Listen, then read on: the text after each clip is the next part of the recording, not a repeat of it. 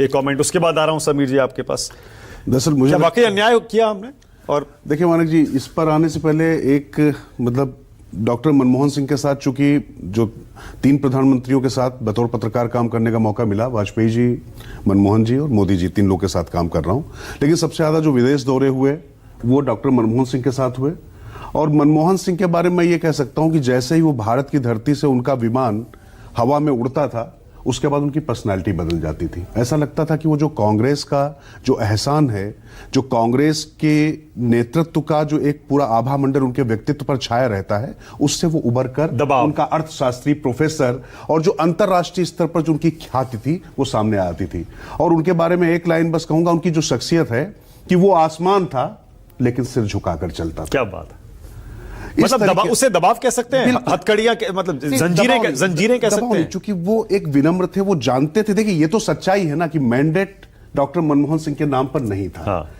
उस पार्टी की कमान सोनिया गांधी के हाथ में थी, वो कांग्रेस की अध्यक्ष थी, और उन्होंने ही उनको प्रधानमंत्री प्रणब मुखर्जी और तमाम ऐसे ए के एंटनी जैसे तमाम दिग्गज नेता होते थे, उनकी अनदेखी करके उनको बनाया था। अब ये अलग बहस का विषय हो सकता है कि कौन ज्यादा उचित था, प्रधानमंत्री पॉलिटिकल होना चाहिए नहीं होना चाहिए। लेकिन मुझे लगता है कि आज के दिन हम जब डॉक्टर मनमोहन सिंह की शख्सियत पर बात कर रहे हैं तो ये हमें याद रखना पड़ेगा, वो एक सज्जन व्यक्ति तो थे, लेकिन जब मैं उनको याद करूंगा तो मुझे याद आएगा कि 13वीं वो प्रधानमंत्री थे, 26वें वित्त मंत्री थे, लेकिन एक ऐसा वित्त मंत्री जिसने उदारीकरण, निजीकरण और वैश्वीकरण, ये 3 करण लाकर हम और आप जो आज इस सैटेलाइट चैनल की दुनिया में बैठे हुए हैं, मिडिल क्लास की जेब में जो पैसा आया है, पीवी नरसिंह राव को वो क्रेडिट जाएगा कि वो पीसी अलेक्जेंडर के कहने पर, आपको पता है कि एक्सीडेंटल प्राइम मिनिस्टर वो कैसे थे, क्योंकि वित्त मंत्री के तौर पे आईजी पटेल पहले पसंद थे पीसी अलेक्जेंडर की, आपको पता ही होगा इस मामले में, लेकिन वो नहीं आना चाहते थे यहां पर। उसके बाद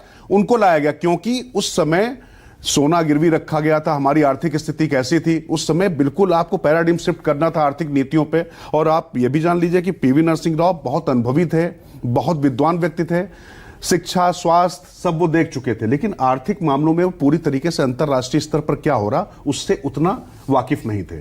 तो वो डॉक्टर मनमोहन सिंह को लाया, और उस समय डॉक्टर मनमोहन सिंह जो अपना बजट लेकर आए, उस समय पहला बजट उन्होंने उनको खारिज कर दिया राव ने, और कहा कि अगर यही बजट लाना तो मैं किसी को भी बना देता।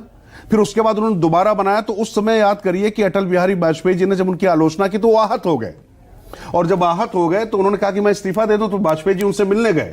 आप ये सोचिए। अच्छा, मैं जब आप कह रहे हैं तो मैं थोड़ा सा, एक आपने जो तस्वीरें मानक जी दिखाई, मुझे लगता है कि उससे मौजूद वीडियो कोई हो नहीं सकता था, क्योंकि जो हमारे जैसे पत्रकार जब दिल्ली आए, जो उस समय सदन में, संसद में जो चर्चा होती थी, एक दूसरे पर जो शब्दों के बाण होते थे, उसमें जो गरिमा होती थी, चुटीलापन होता था, जो नॉलेज होता था, वो अद्भुत था, ये सब दिख रहा था। और मैं सोच रहा हूं कि 25 तारीख को अटल बिहारी वाजपेयी पूर्व प्रधानमंत्री जो उनसे पहले थे, वो उनके 100 वर्ष हुए थे।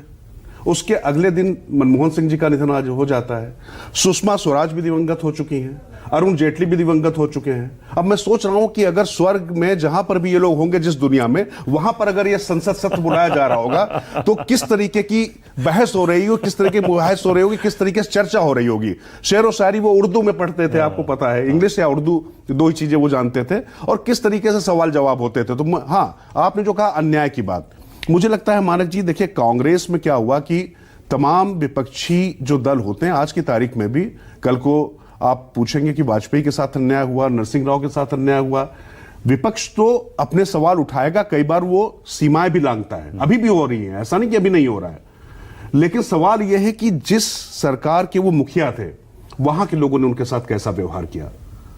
अध्यादेश फाड़ने की जो आप बात कर रहे हैं, वो अपने आप में जो कमजोर करने वाली बात थी जो प्रधानमंत्री को, निश्चित तौर पर वो एक विषय था। और इससे ज्यादा मैं आपको बताऊं मानक जी, प्रधानमंत्री मनमोहन सिंह कहीं ज्यादा मजबूत ना हो जाए, ये चिंता विपक्ष को नहीं होती थी, कांग्रेस के तमाम नेताओं को होती थी। मैं कवर करता था सरकार और कांग्रेस, वहां से दिया जाता था कि ये गलत फैसला हुआ। और मैं आपको बताऊं, 1, 2, 3 डील जब उन्होंने की तो इसका क्रेडिट डॉक्टर मनमोहन सिंह को जाता है कि कैसे उन्होंने जॉर्ज बुश के साथ डील की, सरकार दांव पे लगा दी। लेकिन यह सच है कि जो उसमें पॉलिटिकल मैनेजमेंट करना था वो मनमोहन सिंह नहीं कर सकते थे, उसमें वो सक्षम नहीं थे, समर्थ नहीं थे, राजनीति उनका कप ऑफ टी नहीं था। वो सारा किया सोनिया गांधी, अहमद पटेल, सब लोगों ने। तो उनको ये लगता था कि भाई हमने एक प्रधानमंत्री जरूर हैं, वो सीईओ की तरह उनको बैठा रखा, पॉलिटिकल डिसीजन हम लेंगे, जो फाइल जाने की बात है, एनएससी की बात है, तो निश्चित तौर पर ये सब चीजें की गई हैं। लेकिन परिस्थितियां जो होती हैं तमाम, उन परिस्थितियों में क्या चीजें होती, तो मुझे लगता है कि उनको मिला भी बहुत ज्यादा। शायद ऐसे तमाम और अधिकारी थे, तमाम और लोग हो सकते थे उनके बाद। लेकिन हां, मैं एक बात कहूंगा, डॉक्टर मनमोहन सिंह जी की एक बात तो मैं मानूंगा कि उन्होंने जो फैसले लिए वो देश में दूरदर्शिता के हिसाब से लिए, तात्कालिक लाभ नहीं देखे उन्होंने। और उन्होंने ये नहीं देखा कि वो पॉलिटिकली करेक्ट है या इनकरेक्ट। और मुझे लगता है कि इस लिहाज से वित्त मंत्री के तौर पे मैं उनको पूरे के पूरे नंबर दे सकता हूं।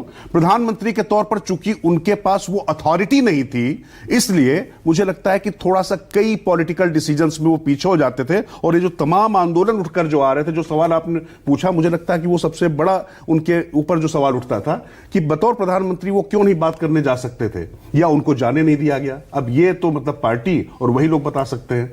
तो मुझे लगता है कि पीएम के तौर पर कितने नंबर, फिर वित्त मंत्री के तौर पर तो फुल दे रहे हैं आप उनको। हाँ देखिए, मतलब मुझे लगता है कि शायद मैं इतना सक्षम व्यक्ति नहीं हूं, लेकिन प्रधानमंत्री के तौर पर जिन परिस्थितियों में वो थे, मुझे लगता है कि उन्होंने अच्छा काम किया। हाँ, पॉलिटिकल तरीके से जो चीजें और हो सकती थी शायद नहीं हो पाए। और मुझे लगता है कि प्रधानमंत्री के पास अथॉरिटी होनी चाहिए। डॉक्टर मनमोहन सिंह उसका भी एक बहुत बड़ा उदाहरण है।